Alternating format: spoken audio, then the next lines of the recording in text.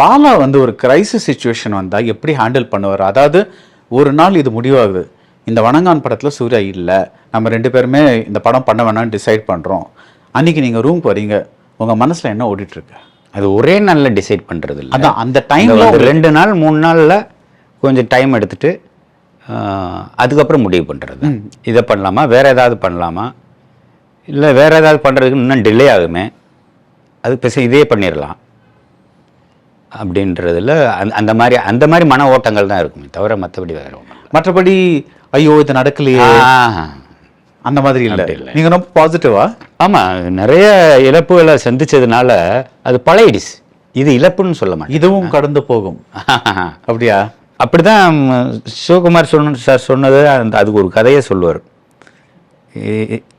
இதுவும் கடந்து போகும். அது அந்த இது வெறும் வார்த்தையிலே எல்லாம் வந்துடுது, ஆனால் அதுக்கு ஒரு கதை சொல்லுவார். அந்த கதை எனக்கு இன்னும் மனசில் இருக்குது.